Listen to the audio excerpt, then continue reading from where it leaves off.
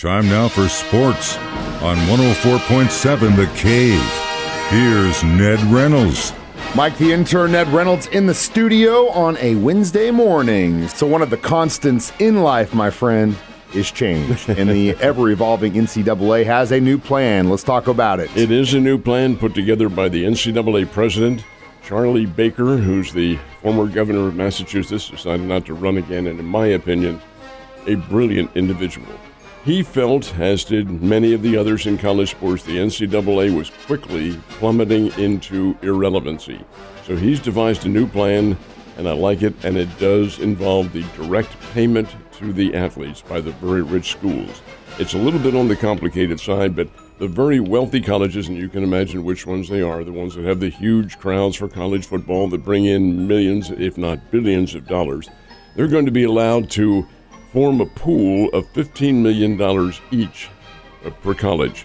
And from that pool will come payment, direct payment to athletes, not just football, but basketball and for the women, because Title IX falls into this too.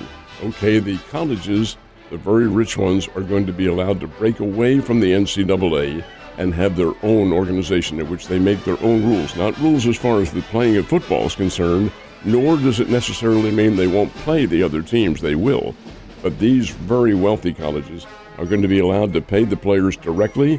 The coach or whomever, athletic director, will say, hey, there's Mike Holmes. We'll pay him $10,000 a year. And there's Joe Smith over here. We'll pay him $30,000. They have that control. And they also will have control of the nil money that comes in. Right now, that's a state-run organization. That's the name, image, and likeness, in which the players are rewarded for using their name and so forth and so on. Well, the colleges, the very wealthy colleges, will control their own nil. So the players are going to get out pretty well. This is going to be it's not radically different because you knew something like this was going to happen. It does have to pass through Congress because the laws are involved here. But it also prevents the players from developing a union and so forth and so on. But Mike, the bottom line is this: these are pros. They are not college. They're not student athletes. They are professional athletes, and they need to be treated as professionals. And in a sense, they are. The term student athlete, sure, it applied to some of them, but not all. They are athletes first, students second, and that's the way it should be treated. It's interesting because then what do you do about the scholarships and all that stuff? I mean, you're letting these kids go to school for free on a $80,000 plus scholarship a year, and then you're going to turn around and pay them $30K, $40, $50K a year. Does it change the perception of how we view college athletics going forward? Not really, because I think that was determined anyway a number of years ago when you saw the hypocrisy going on. Players were getting paid anyway. You knew it. The NCAA knew it. Everybody knew it. Hey, there's Holmes over there, See him in that car. Nice Corvette. Where'd you get that making $5.50 an hour? I remember Sports Illustrated doing a story back in the 1980s on a basketball player from Virginia named Moses Malone. Remember Moses Malone? Oh, yeah. Great star in the NBA. Never played in college. But in high school, he drove around in a Mercedes. And the title of the story is, Hey, Moses, where'd that car come from? Come on. It won't be hypocrisy now. It'll be the real thing. At least in that regard, you're right. At least it'll be front-facing, and the kids that actually deserve it because they're doing all the work are getting the money instead of the rich presidents and ADs of all these universities getting the blowbacks that way. So, yeah, at least it's going in the hands of the guys that deserve it. If there's money to be made, it needs to be going to the right people.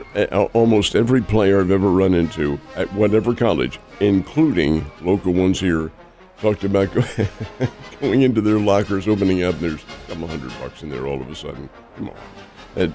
That's going to cease because these players are going to get a direct payment. Yeah. Now, if you're an alma mater and you got some big checkbooks, make sure and make the payment out to the correct school. Last but not least, we've got the trade talks happening every single day. There's all kinds of pitching moves going on, players. We've got some big stars that might be moving. Well, Shohei Ohtani is the big name. He's the free agent out there, is probably going to get a contract of north of $500 million a year, somewhere around what Patrick Mahomes got, because this guy's a tremendous superstar. But who is going to get him? That's the key. The teams in the running now, the overwhelming favorites, the Dodgers.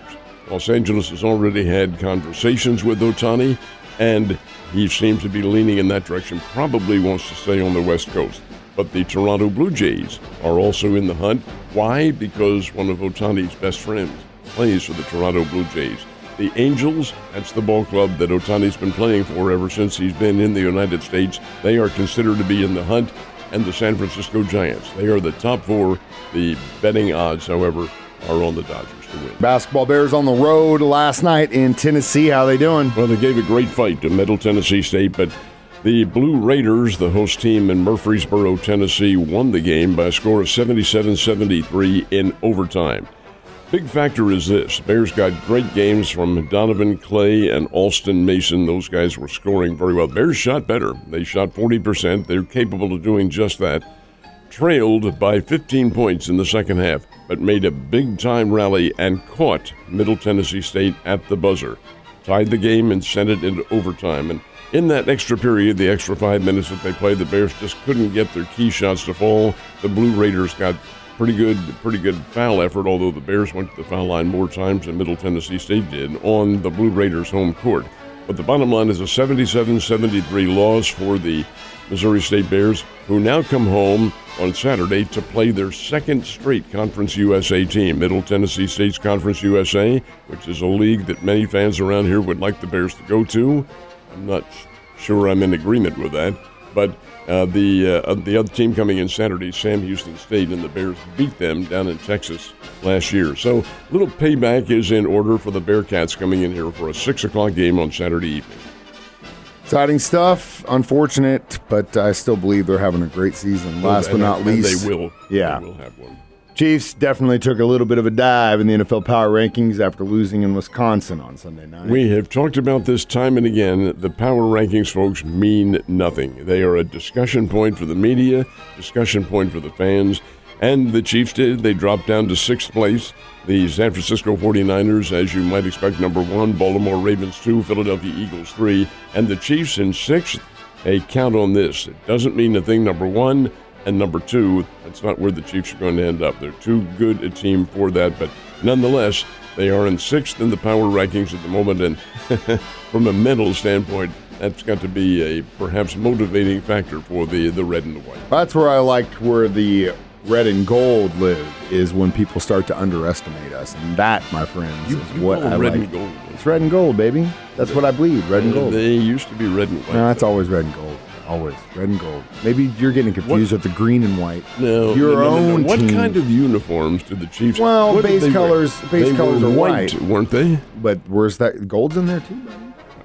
Red and gold, baby. All right. Red and gold. You're talking to a full-fledged member of the Kingdom, Ned. All right. Speaking of that, Chiefs are going to face the Bills, and I don't care who you are or what you just lost. It's always going to be a battle against that AFC North contender. It has me concerned because the Bills have not had a good year, and yet when they play the Chiefs, it's always a war, and Buffalo will come in ready. The Kansas City Chiefs are favored by 3 points in this game. All right, that's pretty good, but 3 points is really the home field advantage. So in essence, what the bookies are saying is this game's, from a strength standpoint, is a tie. It's even up. All right, that's about the way we view this one. This will be late Sunday afternoon. Of course, it'll be heard right here on 104.7 The Cave, and starting with Ned Talk at 5 o'clock. I beg your pardon, at 1 o'clock. And then, indeed, we have some pretty doggone good football coming up. I think the Chiefs and the Bills will be a very good football game.